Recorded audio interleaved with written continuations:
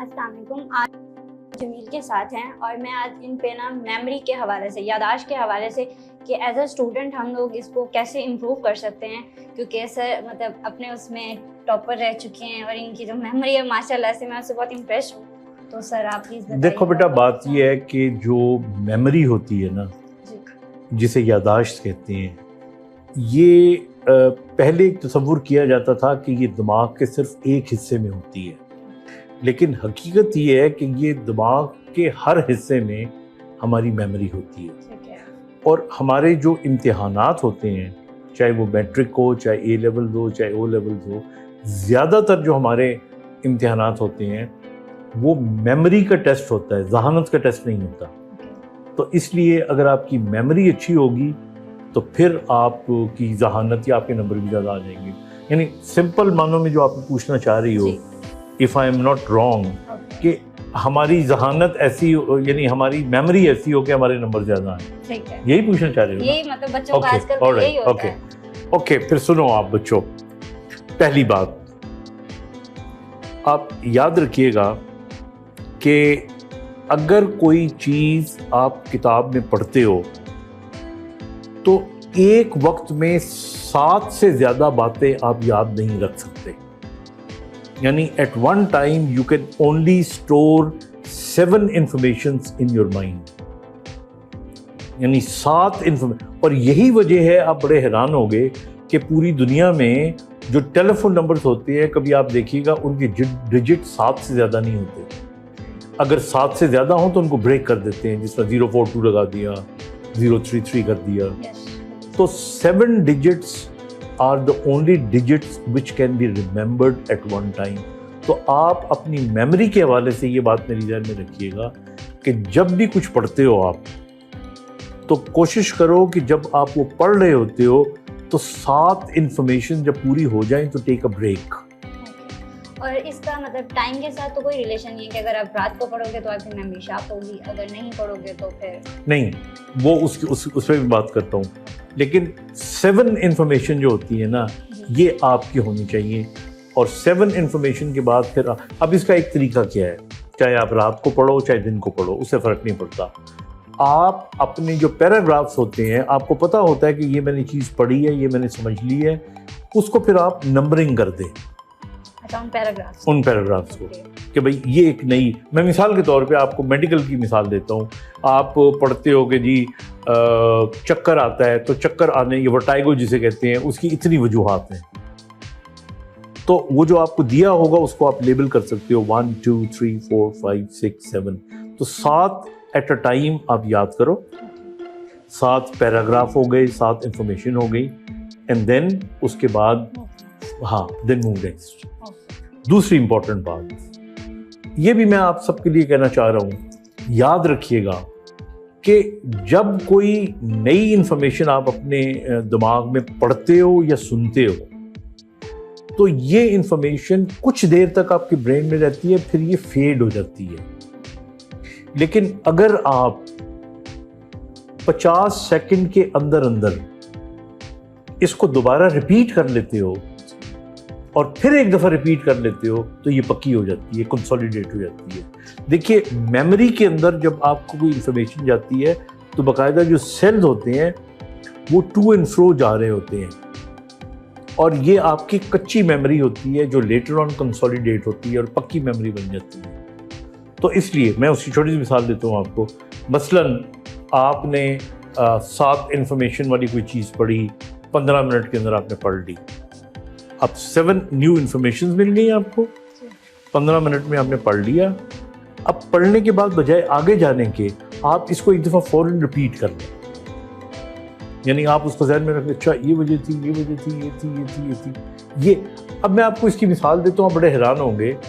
आपने अक्सर देखा होगा कि ईद के दौरान मिसाल के तौर पे कोई इश्तिहार आते हैं हमारी मेमोरी को कंसोलिडेट करने के लिए। साबुन का इश्तिहार है, अच्छा एक इश्तिहार आता है, 10 सेकंड के बाद दोबारा आ जाता है, नोट किया कि नहीं किया? तो वो फिर हमारे माइंड में रह जाता है। हाँ। अब लाडो साबुन का इश्तिहार जो है, आप देखें ना, मेरा लाडो साबुन से क्या ताल्लुक है, लेकिन मुझे और किसी साबुन का नाम नहीं आता, लाडो का नाम आता है, बार-बार रिमाइंड होता है, क्योंकि वो बार-बार।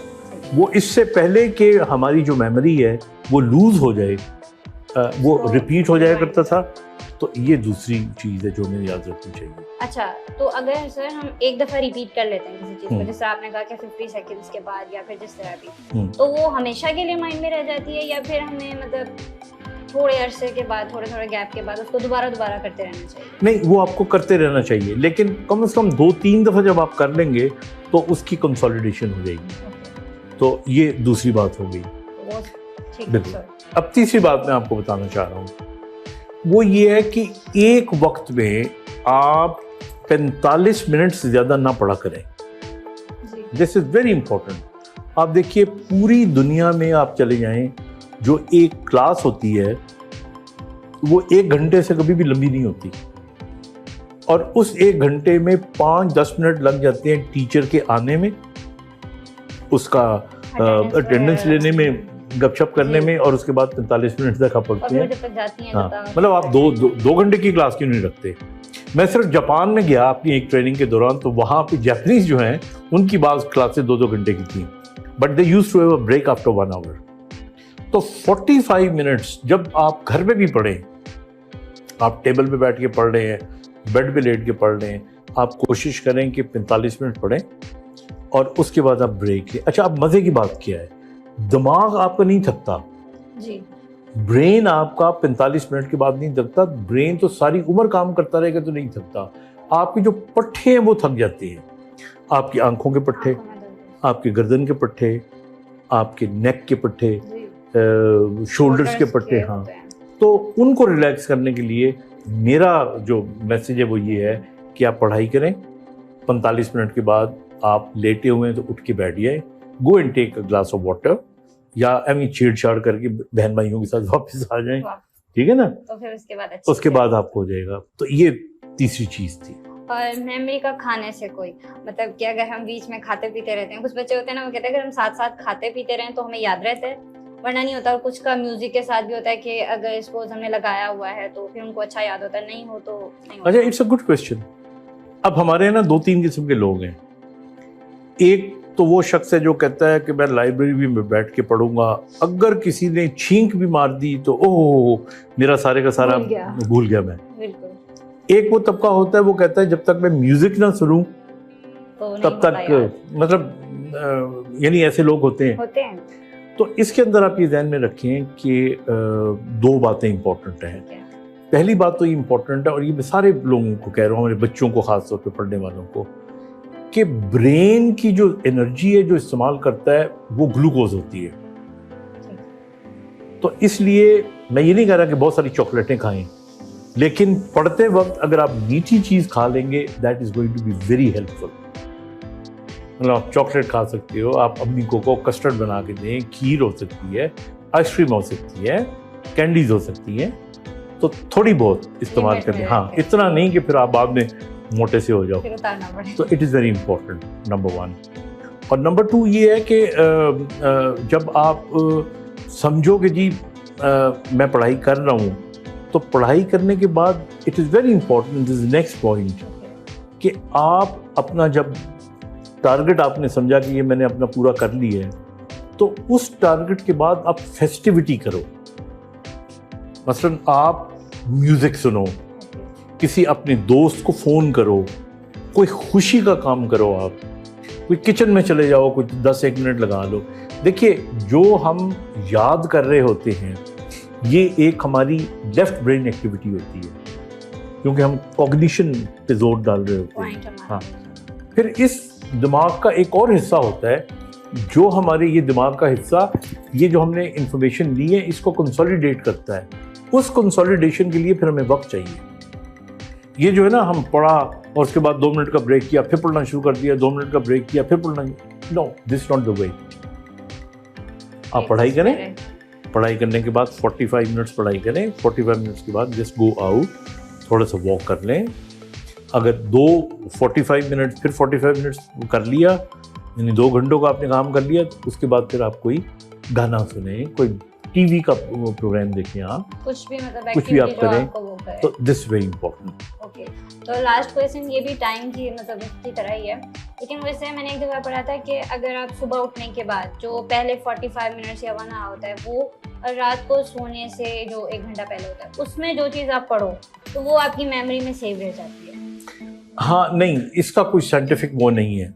ये जो आप बता रहे हो ना कि उठने के बाद और सोने से पहले, ये इस पे हम बात करेंगे बाद में। ये वो टाइम होता है जब हमारे ब्रेन में क्रिएटिव वेव्स चल रही होती है, जिनको हम थीटा वेव्स कहते हैं। ठीक है। तो इस मौके पे क्रिएटिव काम करने अगर आपने हो तो वो बहुत अच्छे होते हैं। जिस तरह शायरी हो गई, आर्ट हो गया। हाँ, आर्ट हो गया, कुछ भी हो गया। लेकिन एक और चीज़ जो मैं बताना चाह रहा हूँ आपको, and that is very important, कि जब आप इंफॉर्मेशन अपने दिमाग में मेमोराइज कर रहे होते हो तो याद रखो कि हमारा ब्रेन उन चीज़ों को ज़्यादा जहन में पक्का करता है जिन चीज़ों की न्यूसेंस वैल्यू होती है। मिसाल के तौर पे आप सड़क पे जा रहे हैं, हज़ारों गाड़ियाँ चल रही हैं, सब कुछ हो रहा है, लेकिन आपको अगले दिन याद नहीं होगा कितनी गाड़ियाँ चली हैं। लेकिन अगर आपको एक किसी रंग की गाड़ी का एक्सीडेंट नज़र आ गया है तो वो माइंड में वो याद रह जाएगा आपको, यहाँ पे ये हुआ, यहाँ पे ये होता है कि नहीं? ऐसे ही मेरी कजन के साथ भी ऐसे हुआ। तो इसका मतलब ये है कि आई विल रिकमेंड, मेरे जो मेरे स्टूडेंट्स, मेरे बच्चे जो देख रहे हैं, मैं उनको रिकमेंड करूँगा कि आप ऐसा करें कि अपने जब आप पढ़ रहे होते हैं तो जो अपनी किताब होती है आपकी, उसके अंदर अंडरलाइन कर लिया करें उस जगह को, उस जगह पे कभी कार्टून बना दिया करें, कभी कोई और फिगर बना दिया करें, और फिर जब इम्तिहान आएगा ना और उसमें कोई क्वेश्चन आएगा और आपको याद नहीं आएगा तो आपको कार्टून याद आ जाएगा, उस जगह पे मैंने ये बनाया तो था, वो चीज़ याद रह जाती है। वो मैं याद भी ऐसे ही चीज़ करती थी, करते कि नहीं? बिल्कुल, तो वो याद रहती। तो ये दिस इज वेरी इंपॉर्टेंट। और बाकी जो लोग कहते हैं कि जी पाँव जूते उतार के घास पे चलने से मेमोरी ठीक होती है, बादाम खाने से मेमोरी ठीक होती है, वेल इनमें कोई ऐसी साइंटिफिक एविडेंस नहीं है, हकीकत नहीं है। सिर्फ जो हकीकतें हैं वो यही हैं जो मैंने अभी बताई हैं कि पढ़ाई करनी है तो 45 मिनट करके रेस्ट करें। इसी तरह मैंने आपको बताया है कि जो चीज़ आप याद करते हैं उसको 1 मिनट के अंदर, हम क्या लिखते हैं 50 सेकंड्स के अंदर रिपीट कर लें। 7 इन्फॉर्मेशन से ज़्यादा इन्फॉर्मेशन याद ना रखें। और इसी तरह आप अपने जो नोट्स होते हैं उनको आप अंडरलाइन कर दिया करें, पॉइंट आउट कर दिया करें, आपकी मेमोरी अच्छी हो जाएगी। और हमारे जैसा मुल्क जहाँ पे एग्जामिनेशन ऑफ द मेमोरी होता है, हाँ, तो वहाँ पे ये चीज़ आपको काम आएगी। Alright, thank you so much sir, आपने इतना हमको कहते हैं अहम वक्त दिया हमें। सर ने जो बातें हमें बताई हैं वो हमें मेमोरी के लिहाज से याद रखनी चाहिए। Thank you.